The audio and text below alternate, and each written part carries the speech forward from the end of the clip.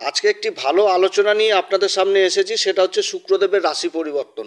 শুক্রদেব ডিসেম্বরের 2 তারিখে বর্তমান ধনু রাশিকে ছেড়ে প্রবেশ করবে শনিদেবের তার মিত্রর রাশি, সাধারণ রাশি মকর রাশিতে, এবং এখানে 28শে ডিসেম্বর পর্যন্ত থাকছে। তো শুক্রদেবের এই রাশি পরিবর্তনে মকর রাশির উপর এই সময়কালে কি প্রভাব পড়বে এই বিষয়ে বিশেষ আলোচনা করব। তবে আলোচনাটি এগিয়ে নিয়ে যাওয়ার পূর্বে সমস্ত দর্শক বন্ধুদের আমাদের এই অ্যাস্ট্রো এসএম বাংলা চ্যানেলের মাধ্যমে নমস্কার জানাচ্ছি, এবং যারা বহুদিন ধরে আমাদের অনুষ্ঠান দেখছেন এখনও পর্যন্ত সাবস্ক্রাইব করেননি তাদের কাছে বিশেষ অনুরোধ করছি, চ্যানেলটি অবশ্যই সাবস্ক্রাইব করবেন। আর যদি আজকের অনুষ্ঠান ভালো লাগে তাহলে লাইক, শেয়ার, কমেন্ট অবশ্যই করবেন। আমি আমার দর্শক বন্ধুদের কোনো রকম বিভ্রান্তের মধ্যে রাখতে চাই না। এটা গ্রহদের একটা গোচরের ফল প্রকাশ করা হচ্ছে। এটা কোনো ব্যক্তি বিশিষ্ট আলোচনা নয় যে কারো কুষ্টি ধরে আলোচনা। এটা কারোর সাথে মিলতে পারে কিংবা নাও মিলতে পারে, তবে আগামী দিনে এখান থেকে একটা ভালো উপলব্ধি করতে পারবে এই মকর রাশি। তো যাই হোক, বর্তমানে মকর রাশির ক্ষেত্রে যে গ্রহদের অবস্থান এবং তার উপর যে শুক্রদেবের এই পরিবর্তন, এটা কিন্তু যথেষ্ট ভালো পরিবর্তন। রাশির উপর শুক্রদেব অবস্থান করবে। শুক্র হচ্ছে মকর রাশির ক্ষেত্রে পঞ্চম ঘর এবং কর্মের ঘরের অধিপতি হয়ে রাশির উপর অবস্থান, অর্থাৎ কেন্দ্রের অধিপতি কেন্দ্রে অবস্থান করছে, আবার ত্রিকোণের অধিপতি রাশির উপর অবস্থান করছে। তাহলে এটা কিন্তু খুব ভালো হতে যাচ্ছে, আর গ্রহদের অবস্থান যথেষ্ট ভালো। এবার বহু দর্শক রয়েছেন যাদের জন্মকুষ্ঠিতে গ্রহেরই অবস্থান খারাপ। আজকে আলোচনা করছি গ্রহদের ভালো অবস্থান নিয়ে, এবং বহু দর্শক তাদের কুষ্ঠিতে আবার গ্রহদের অবস্থানই খারাপ। তো তাদের কাছে বিশেষ অনুরোধ করবো এই মকর রাশির, যে যাদের কুষ্ঠিতে গ্রহের সমস্যা রয়েছে তারা কিন্তু ভালো জ্যোতিষীর কাছে পরামর্শ নেন, কারণ এখনই কিন্তু ভালো সময়। এতদিন তো খারাপ সময়গুলো দেখে এসছেন, এবার সত্যিই তো ভালো সময় এসছে। তাই বলবো ভালো জ্যোতিষীর পরামর্শ অবশ্যই নেবেন এই সময়। আমাদেরও হোয়াটসঅ্যাপ নাম্বার দেওয়া আছে, আমাদের সাথেও যোগাযোগ করতে পারেন, তবে আমাদের শুল্ক লাগু থাকবে। তো যাই হোক, এখন কিন্তু ভালো সময়। এখন যদি ভালো সময়গুলো পার হয়ে যায়, খারাপ সময় তো চোখের জল ফেলতে ফেলতে গেছে, যার জন্য আমি কথাগুলো বলছি। তো ভালো সময়ে অবশ্যই জ্যোতিষীর পরামর্শ অবশ্যই নেন। তো যাই হোক, শুক্রদেবের এই অবস্থান এবং দেবগুরু বৃহস্পতির এই যে পঞ্চম ঘরে অবস্থান বিশ্বরাশিতে, তাও আবার রোহিণী নক্ষত্রে অবস্থান। তো দেবগুরু বৃহস্পতির নবম দৃষ্টি রাশির উপর পড়ছে, যেরকম সেরকম আবার শুক্রের উপর পড়ছে। তো সব থেকে কিন্তু ভালো সংযোগ এই মাসে হতে যাচ্ছে। এছাড়া শুক্রদেব এই যে মকর রাশির উপর অবস্থান করছে, এই সময়কালে শুক্র 3টি নক্ষত্রের উপর অবস্থান করবে। সেটা হচ্ছে উত্তরাষাঢ়া নক্ষত্র, সূর্যদেবের নক্ষত্র। ডিসেম্বরের 2 তারিখ থেকে ডিসেম্বরের 10 তারিখ পর্যন্ত এই উত্তরাষাঢ়া নক্ষত্রে থাকবে। আর উত্তরাষাঢ়ের নক্ষত্রের অধিপতি সূর্য মকর রাশির ক্ষেত্রে অষ্টম ঘরের অধিপতি।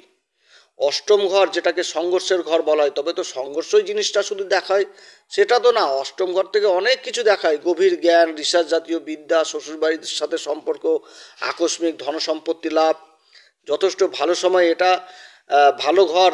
এটা আমাদের জ্যোতিষশাস্ত্রে এই দ্বাদশ ঘর এবং অষ্টম ঘরকে বলে মোক্ষ ত্রিকোণ ঘর, মোক্ষ লাভের ঘর। এই ঘর আধ্যাত্মিকের ঘর।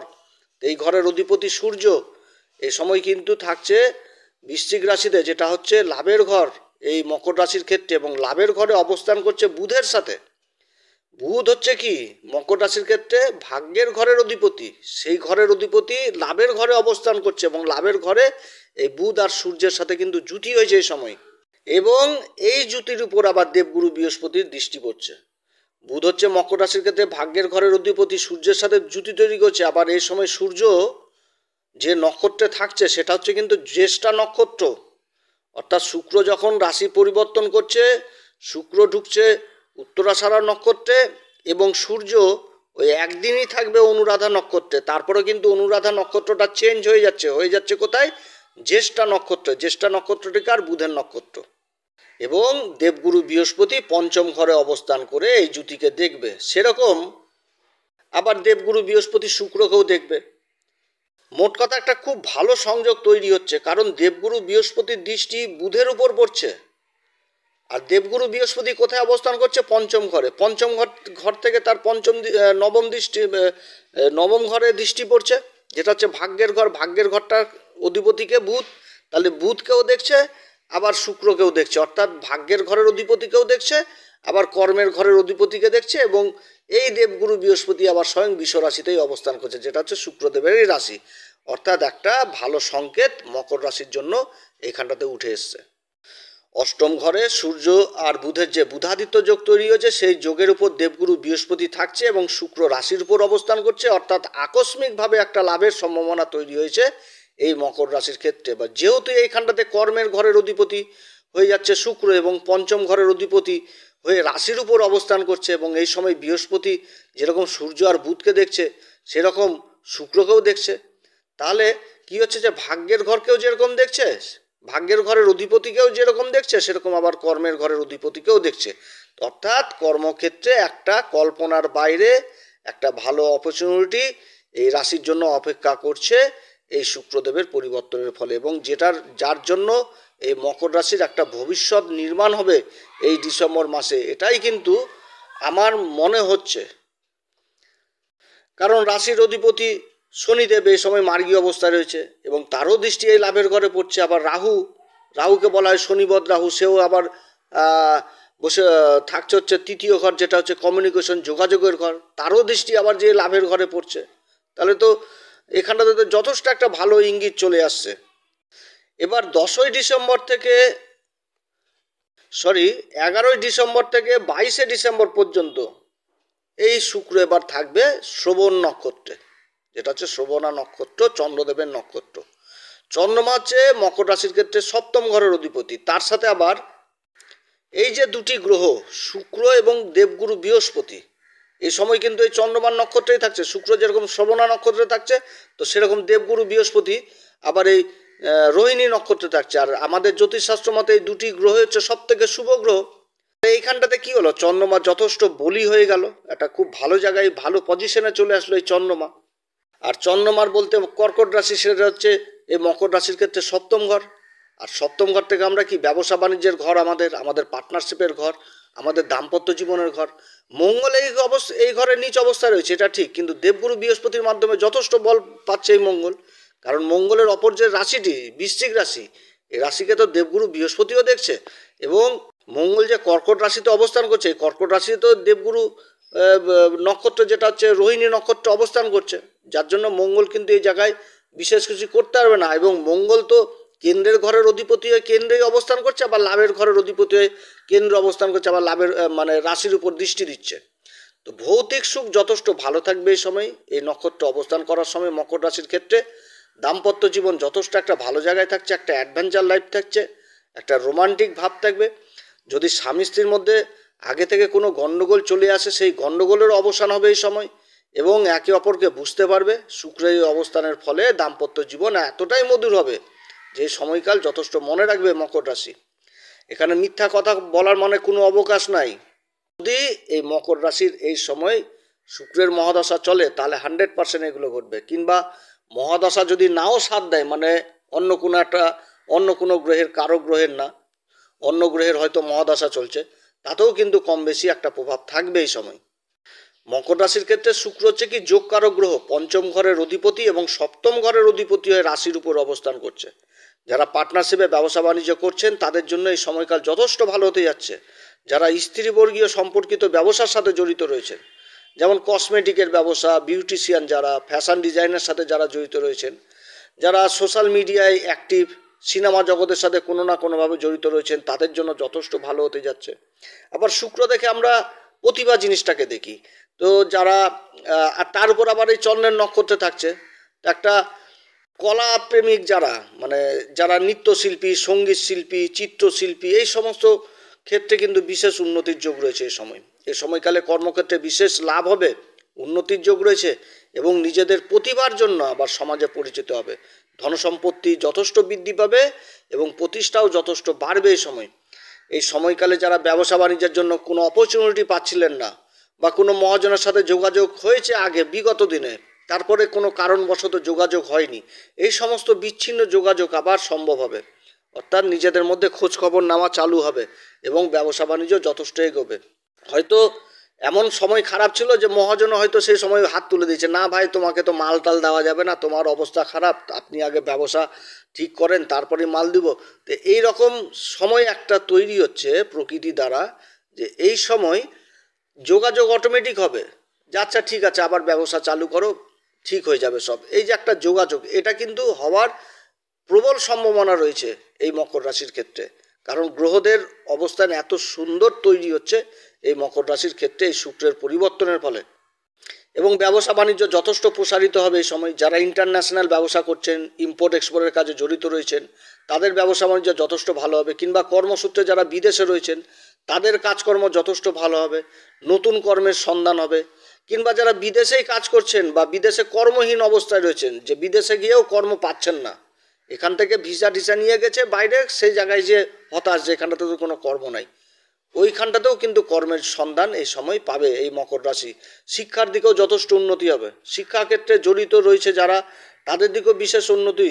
এবং শিক্ষাক্ষেত্রে যারা উচ্চশিক্ষার জন্য বিদেশে যাওয়ার চেষ্টা করছেন, ভালো কলেজে অ্যাডমিশন নেওয়ার চেষ্টা করছেন, তাদেরও কিন্তু এই সময় একটা ভালো কলেজেও অ্যাডমিশন হবে। এই সময়কালে মনের উপর একটা বিশেষ প্রভাব পড়বে এবং মানসিক দিক যথেষ্ট উন্নতি হবে। মানসিক শান্তি, যেটা বিগত দিনে ছিল না, সেই শান্তি ফিরে আসবে। এত কিছু চলে যাওয়ার পরেও, এত কিছু হারানোর পরেও কিন্তু মানসিক শান্তি থাকবে এবং আসবে এই সময়কালে এই শুক্রের পরিবর্তনে। যারা সরকারি কিংবা বেসরকারি কর্মে যুক্ত রয়েছেন, তাদের প্রমোশনের প্রবল সম্ভাবনা থাকছে এই সময়। যারা শেয়ার মার্কেটে কাজ করছেন, তাদের জন্য যথেষ্ট ভালো সময় হতে যাচ্ছে। যারা লং টার্ম ইনভেস্ট করছেন, যারা লটারি, সাট্টা, জুয়া এই সমস্ত কাজে যারা যুক্ত রয়েছেন, তাদের জন্য যথেষ্ট ভালো হতে যাচ্ছে। ইনকাম যথেষ্ট বৃদ্ধি পাবে এই সময়। 23শে ডিসেম্বর থেকে 28শে ডিসেম্বর পর্যন্ত শুক্র থাকবে মঙ্গলদেবের নক্ষত্র ধনিষ্ঠা নক্ষত্রে। এবং মঙ্গল হচ্ছে মকর রাশির ক্ষেত্রে সুখের ঘরের অধিপতি এবং লাভের ঘরের অধিপতি, অর্থাৎ মঙ্গলদেবের এই নক্ষত্রে শুক্র যথেষ্ট ভালো ফল দিবে। শুক্র যতই নিচ অবস্থায় পড়ে থাকুক, চক্রটা তো ওই রকমই তৈরি হয়েছে, কারণ মঙ্গল নিচ কিন্তু কেন্দ্র অবস্থান করছে, তো কেন্দ্রের ঘরের অধিপতি কেন্দ্র অবস্থান করছে, লাভের ঘরের অধিপতি কেন্দ্র অবস্থান করছে, এখানটাতে তো অনেক কিছুই তো বোঝা যাচ্ছে। তবে লাভের দিকে যথেষ্ট ভালো উন্নতি দেখা দিচ্ছে এই মকর রাশির ক্ষেত্রে, কারণ কর্মের ঘরের অধিপতি শুক্র রাশির উপর অবস্থান করছে। আবার লাভের ঘরের অধিপতি মঙ্গল সপ্তম ঘর ব্যবসা বাণিজ্যের ঘরে অবস্থান করছে, করে মঙ্গল আর শুক্রের দৃষ্টি বিনিময় হচ্ছে, সমসপ্তম যোগ। এবং ভাগ্যের ঘরের অধিপতি বুধ, সেও আবার যে বৃশ্চিক রাশি, এই মঙ্গলের রাশি একাদশ ঘর লাভের ঘরেই অবস্থান করছে। অর্থাৎ কার্যক্ষেত্র থেকে একটা ভালো লাভের সংকেত এই সময় উঠে আসছে। যে কর্মেই যুক্ত থাকুক, ভালো লাভ উঠে আসছে। তবে যারা পার্টনারশিপে ব্যবসা বাণিজ্য করছেন, তাদের মধ্যে মনোমালিন্য হবে, কিন্তু লাভ যথেষ্ট থাকবে। হয়তো এই লাভের জন্যই মনোমালিন্য হতে পারে। এই সময়কালে আবার জায়গা জমি নিয়ে যারা কাজকর্ম করছেন, যারা কৃষিকাজের সাথে যুক্ত রয়েছেন, তাদের জন্য যথেষ্ট ভালো হতে যাচ্ছে। ভূমি সংক্রান্ত কাজগুলো যথেষ্ট ভালো হবে। যারা কাঁচামালের ব্যবসা করছেন, যারা কৃষিজাত দ্রব্যের ব্যবসা করছেন, স্টক ব্যবসা করছেন, যারা পাথরের কাজে যুক্ত রয়েছেন, ভালো দামি পাথর, দামি টাইলসের কাজে যুক্ত রয়েছেন, যারা রঙের কাজে যুক্ত রয়েছেন, তাদের জন্য যথেষ্ট ভালো হতে যাচ্ছে। আবার যারা হোটেল ব্যবসার সাথে যুক্ত রয়েছেন, যারা খাবারের কাজে যুক্ত রয়েছেন, খাবারের প্রোডাক্ট এই সমস্ত কাজে যুক্ত রয়েছেন, তাদের জন্য যথেষ্ট ভালো হতে যাচ্ছে। জায়গা জমি সংক্রান্ত সমস্যা দূর হবে এই সময়। কর্মের ঘরের অধিপতি রাশির উপর অবস্থান করছে এবং লাভের ঘরের অধিপতি দ্বারা দৃষ্ট, এবং ভাগ্যের ঘরের অধিপতি আবার লাভের ঘরেই অবস্থান করছে। অর্থাৎ কর্মক্ষেত্রে একটা ভালো জায়গা তৈরি হচ্ছে এই মকর রাশির।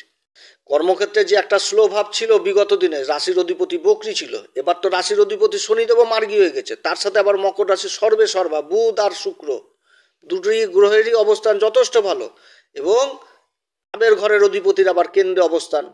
তো যথেষ্ট গতিশীলতা কর্মক্ষেত্রে বৃদ্ধি পাচ্ছে এবং একটা উঁচুতে নিয়ে যাবে এই শুক্রের পরিবর্তন এই মকর রাশিকে, এবং নিজের উপর একটা আত্মবিশ্বাস যথেষ্ট বাড়বে। আমি প্রত্যেকটা ভিডিওতে একটি কথা বলে এসেছি বারবার, যে যত দিন এগোবে, যত দিন এগিয়ে যাবে, তত কিন্তু মকর রাশির আত্মবিশ্বাস যথেষ্ট ফিরে পাবে এবং বিগত দিনগুলোকে একটা দুঃস্বপ্ন বলে মনে হবে। যেটা মনে হবে যে আমার জীবনে ছিল, এটা একটা দুঃস্বপ্নভাবেই ভুলে যাবে। এত সুন্দর দিন সময় আসছে মকর রাশির। দেখেন, আজকে অনেকগুলো জ্যোতিষীয় সূত্র এখানটাতে লাগু হচ্ছে। যদি ও শনির সাথে মঙ্গলের সম্পর্ক ভালো না, শনি কিন্তু মঙ্গলকে শত্রু হিসাবে মানে, কিন্তু মঙ্গল শত্রু হিসাবে মানে না শনিকে। মকর রাশিতেই কিন্তু মকর রাশিতেই কিন্তু মঙ্গল উচ্চ হয়ে যায়। এবং মকর রাশির ক্ষেত্রে সুখের ঘরের অধিপতি এই মঙ্গল, সেরকম আবার লাভের ঘরেরও মানে অধিপতি হচ্ছে এই মঙ্গল, কেন্দ্রেই অবস্থান করছে এবং কেন্দ্রে নিচ অবস্থায় থাকছে এটা ঠিক, কিন্তু রাশির অধিপতির সাথে সম্পর্ক হয়ে গেছে, অর্থাৎ রাশিকে যেরকম দেখছে সেরকম রাশির অধিপতিকেও দেখছে এবং রাশির উপর অবস্থানগত কর্মের ঘরের অধিপতি এবং পঞ্চম ঘরের অধিপতিকে দেখছে, অর্থাৎ লাভের ঘরের অধিপতি এবং সুখের ঘরের অধিপতি হয়ে সপ্তম ঘরে অবস্থান করছে, করে আবার রাশির উপর দৃষ্টি দিচ্ছে। তো এখানটাতে অনেকগুলো জ্যোতিষীয় সূত্র কাজ করবে যেটা মকর রাশির কল্পনার বাইরে হবে। তো যাই হোক, শুক্রদেবের এই পরিবর্তন মকর রাশির ক্ষেত্রে যথেষ্ট ভালো পরিবর্তন হতে যাচ্ছে, এটা একদম 100%। তবে এটা আমার যে কথা সেটাও না, প্রত্যেকটা জ্যোতিষী একই কথা বলবে যে মকর রাশির জন্য শুক্রের পরিবর্তন একদম খুব ভালো পরিবর্তন। তো যাই হোক, আমি তো বলে যাচ্ছি যে এত সুন্দর সুন্দর সব কিছু সুন্দর দেখতে পাচ্ছি বলেই বলছি।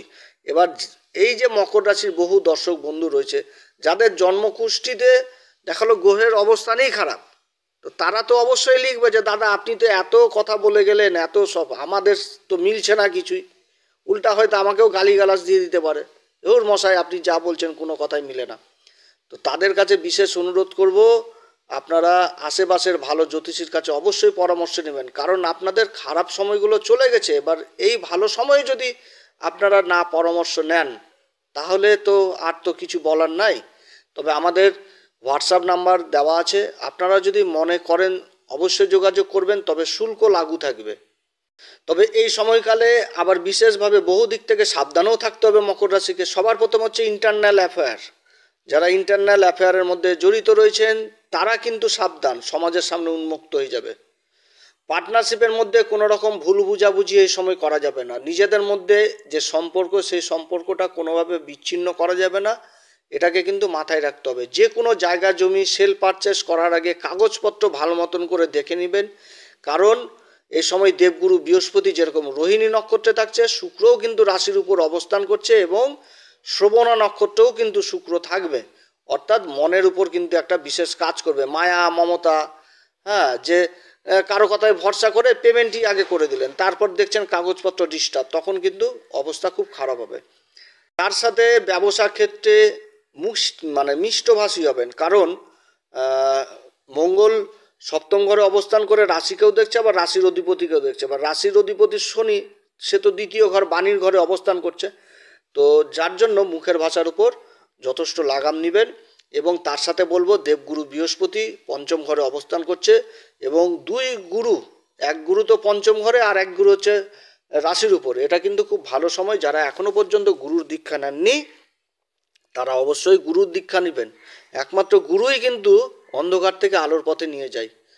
যার জন্য আমি এই কথাগুলো প্রত্যেকটা ভিডিওতে মকর রাশিকে বলে এসেছি যে আপনারা গুরুর সান্নিধ্যে যান, গুরুর হচ্ছে অন্ধকার থেকে আলোর পথে নিয়ে যায় একমাত্র গুরু। তো যাই হোক, এটা করবেন অবশ্যই। তার সাথে হনুমান চল্লিশা, বজ্রংবান এগুলো কিন্তু পাঠ করা কোনো সময় বন্ধ করবেন না, এগুলো রেগুলার পাঠ করবেন এবং পাঠ করার আগে শ্রীরাম সীতার প্রণাম মন্ত্র অবশ্যই করবেন। অতএব প্রিয় দর্শক বন্ধুরা, আজকে অনেক কথা আলোচনা করলাম এই শুক্রের পরিবর্তন নিয়ে। যদি এই আমার এই কথাগুলো আপনাদের কাছে যদি সত্যিই ভালো লাগে তাহলে আমাদের এই অ্যাস্ট্রো এসএম বাংলা চ্যানেলকে অবশ্যই সাবস্ক্রাইব করবেন। সাবস্ক্রাইব করলে কি যে আপডেট ভিডিওগুলো আপনাদের কাছে সহজে পৌঁছে যাবে, যে নতুন যদি কোনো ভিডিও আপলোড দিই সেটা আপনাদের কাছে পৌঁছে যাবে এবং আপনারা সেটা পাবেন। তো যাই হোক, আপনারা সবাই ভালো থাকেন। যদি আজকের সত্যিই ভালো লাগে তাহলে লাইক শেয়ার কমেন্ট অবশ্যই করবেন। ঈশ্বর আপনাদের সবার মঙ্গল করুক, আগামী দিন যেন খুব ভালো হয় মকর রাশির এবং যত ধরনের সমস্যা জীবনে হয়েছে সেই সমস্যা যেন দূর হয়ে যায়, এটাই আমি ঈশ্বরের কাছে প্রার্থনা করছি। এরপরে আবার এক নতুন ভিডিও নিয়ে আসবো। আপনারা সবাই ভালো থাকেন, নমস্কার, ধন্যবাদ।